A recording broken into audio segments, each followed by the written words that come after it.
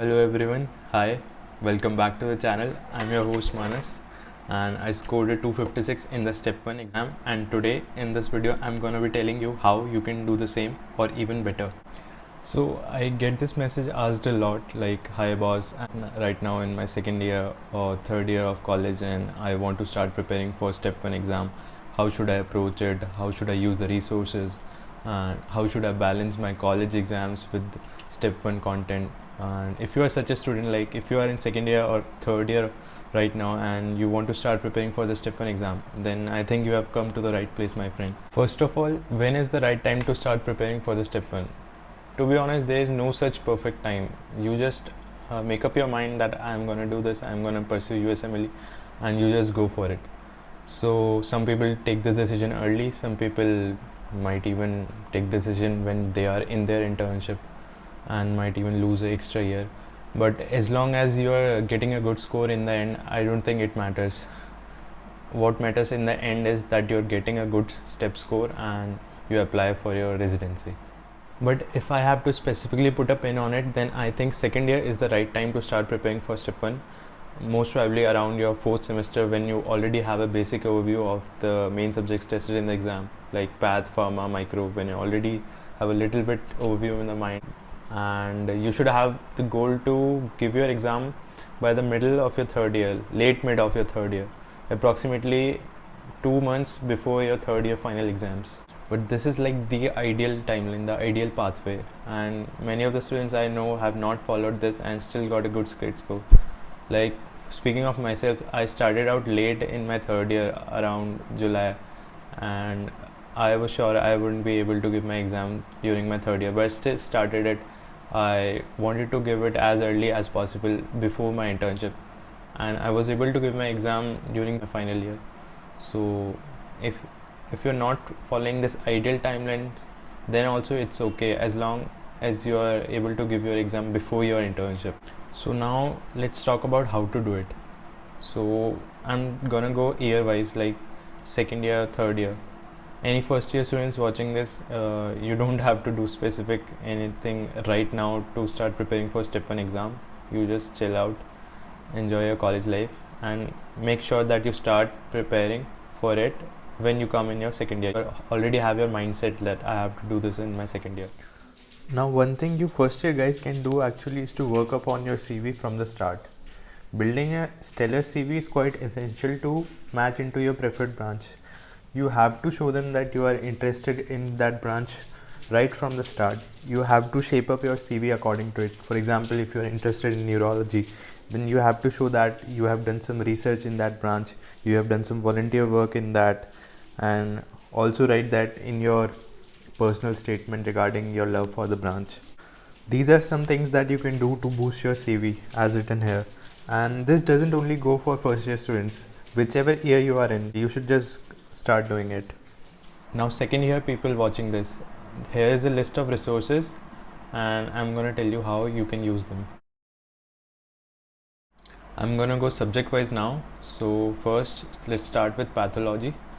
For path, you don't need any specific, large textbooks or anything. Just incorporate pathoma videos with the regular textbook that you are already reading. These pathoma videos are short and simple, really to the point videos explaining the main pathophysiology and features of the disease. And after watching the video, if you read that topic, for example, if you are reading RCC, renal cell carcinoma, just watch the pathoma video and after that read it from your respective book. This would help you understand more easily, and also you'll retain more information from that. So I did this, and I would hands down recommend pathoma to anybody who is not even pursuing USMLE, just doing NEET PG. These videos would also help them. For pharma, you just have to watch the sketchy pharma videos. These videos are literally so good. You wouldn't even have to open your book for the short questions in your university exam after you have watched these videos. For the long 10 marks question, you would still have to look up for your book for that extra text you want to write in your exams. But regarding all the major things asked in the step 1 exam, like the drug's mechanism of action, the significant indications or any significant side effects, these videos will teach you all of this. And believe me, if you know the mechanism, action, side effects, and significant indications of a drug in pharma, then you are not getting anything less than a distinction, bro. Literally. For micro 2, just watch the sketchy micro videos in your second year, and you would be good to go for your major part.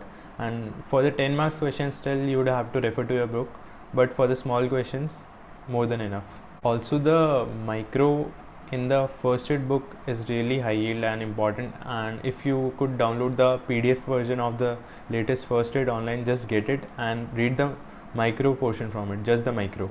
Now for those first year subjects which are also tested in the step 1, physio, biochem and nat, you don't need to do them in your second year.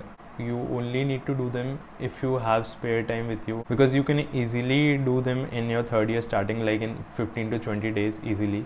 I did them. For physio, you just have to watch the Kaplan physiology videos by Dr. Wilson, really great teacher and also a really funny man. For biochem, you just have to watch Kaplan biochem videos by Dr. Turco, and Dr. Turco, hands down, is a really good teacher, because he makes this I didn't like biochem at all from the starting, and he made this really not interesting subject into a really interesting one. So really great teacher, and you should definitely watch them. For anatomy, you don't have to do the general anatomy part, because that is tested in a clinical subject in your step 1 exam, and that would be covered most probably in any other path or any other subject. But for the neuroanat part, you will have to see that, and just watch the Kaplan neuroanatomy videos by Dr. White. You would be good to go after that. Now for third year students starting from scratch, first of all, don't worry, it's never too late. I did the same and definitely doable.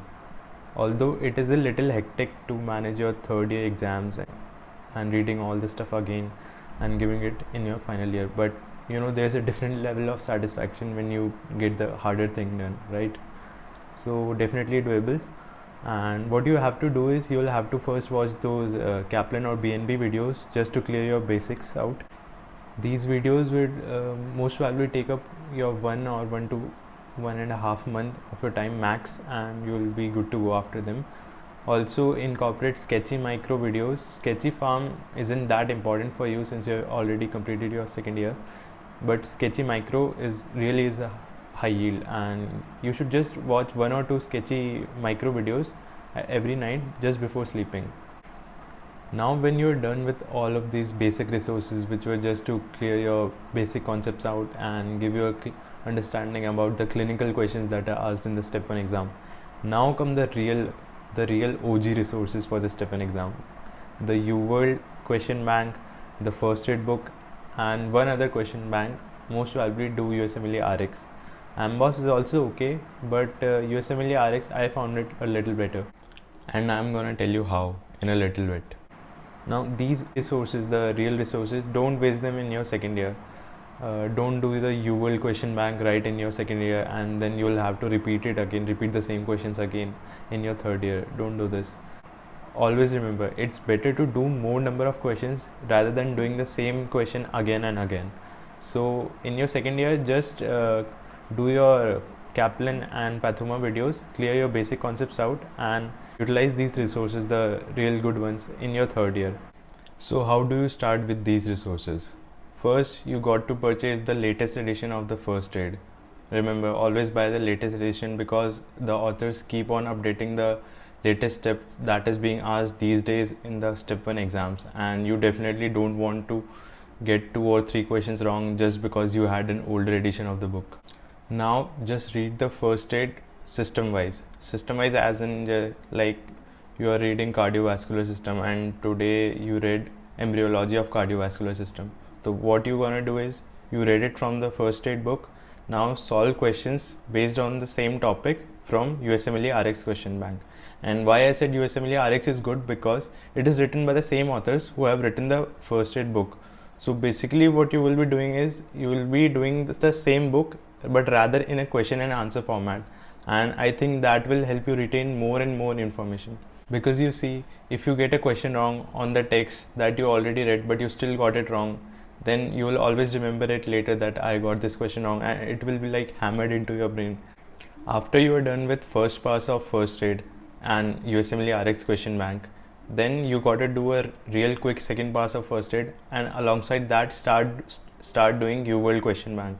But this time do this in random mode, not in systemic mode like you did USMLE RX. Do UWorld in random mode.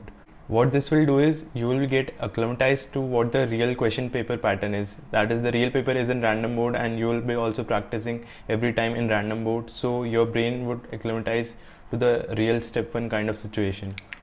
And while you are doing UWorld and you are reading all the explanations of the questions, just annotate important stuff from UWorld into your first aid. Whatever stuff that you are not able to find inside first aid and that's new in the UWorld question bank, just annotate it into your first aid. So whenever next time you will be revising your first aid, you would see that annotated matter and you would revise that too. Start from 40 questions a day at least, that is one block. The real question paper blocks are also 40 questions. So start from one block a day and gradually increase it to 60 questions a day, and then in the end 80 questions a day. Now when you are done with approximately 60% of your UWorld, then start monitoring your growth with NBME exams. Now these are like kind of mock tests written by the same authors that write the real questions in the STEP exam. So these can also give you a fair insight about the difficulty of the real exam. My real exam was actually a bit of mix of UWorld and like NBME exams. The question stem length was more like UWorld, that is a longer one, but the difficulty level was more like the NBME exams. Also, these NBMEs can help you monitor your growth over time. Like you can see your scores increasing or decreasing or being stagnant over time when you're giving different NBMEs. The great thing about NBMEs is that while doing many NBMEs, they can itself function as a separate question bank. For example, each NBME is 200 questions, and like you did the last 10 NBMEs, so that would equal to 2000 questions. So that itself is equal to another question bank for you for more and more practice, and that helps. Also, some of the NBMEs like NBME 24 and 18 are quite predictive with their scores, and most probably like many of the students ended up getting their real step 1 score plus or minus 10 from their last NBME score. So it was approximately in the middle of the two. Another resource I want to talk about now is Anki. Anki is basically a flashcard app, and it is based on the platform of spaced repetition. So what it does actually is that when you open it, it shows you certain flashcards containing certain information. For example, like our risk factors of RCC, smoking is a risk factor, and other risk factors. For example, it shows you that most common type of RCC is clear cell carcinoma. So you see the information. Then at the below the flashcard, you have the option to select the number of days after which the information would be repeated to you. For example, if you already knew the info, you might select after 1 month it would be repeated, and if it was something hard or new information for you and you want to repeat or revise that again in a short time, so you may select like 2 days or 3 days from now. And so it is based on spaced repetition. Anki app is great for learning on the go. For example, if you are sitting in the hospital waiting for someone at a shop or cafe and you just want to utilize it, so instead of wasting your time, you could rather do some flashcards and utilize it. Now these are some additional resources that nobody really talks about, but I personally found them very effective, and I think that you guys should also check them out and they would prove to be effective to you too. Step 1 group on Reddit. Now this actually isn't quite a resource, it's more like a group of people who are currently giving step 1 or who have just given their step 1, and seeing posts from this really kept me boosted up during my USMLE step 1 preparation. See, step 1 preparation is a long and daunting process, and especially there are not many people around you to talk about it and share with them any difficulties you might be facing.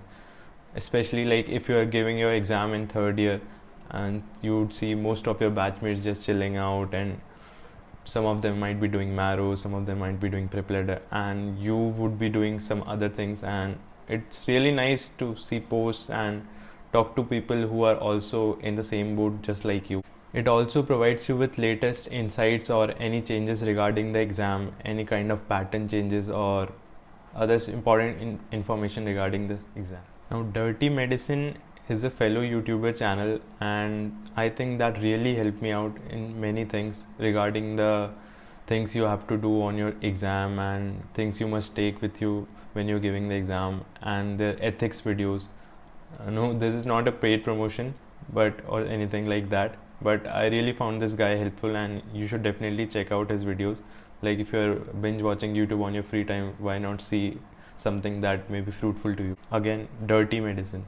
100 Cases by Conrad Fisher.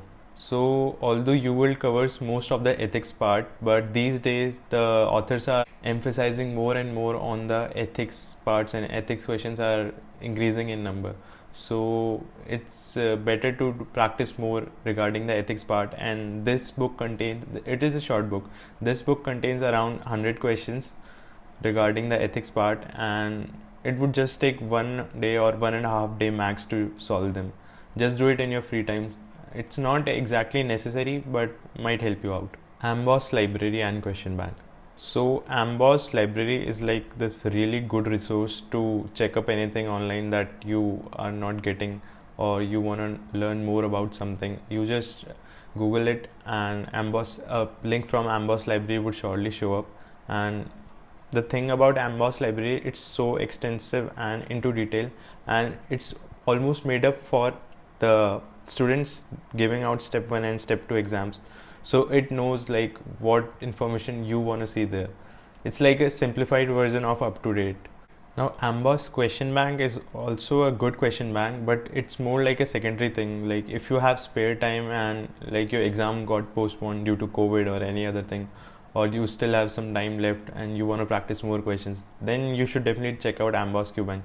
I did around 200 to 300 questions when my exam got postponed during COVID, and I found it actually a little tougher than the real step exam, but it has an option to choose a difficulty according to you on 5 levels. Now that concludes all the resources that you will ever need to crush your step 1, and there are millions of other resources out there. You might hear from some other people, or you might see ads or something, but believe me, you won't need them.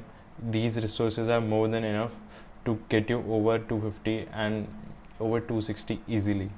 If you have any questions or something, please leave your comment down below. I reply to every one of your comments. I hope this video was helpful for you, and if it was, then please consider liking it. Also subscribe to the channel for more such videos. We are soon gonna be doing an interview series with various internal medicine and neuro and other specialty residents in the US, Indian IMGs, and we are gonna talk and ask them about their daily lifestyles and how are they liking their experience in the US and many more things. So stay tuned for that. Hope you enjoyed this video. Until next time, bye.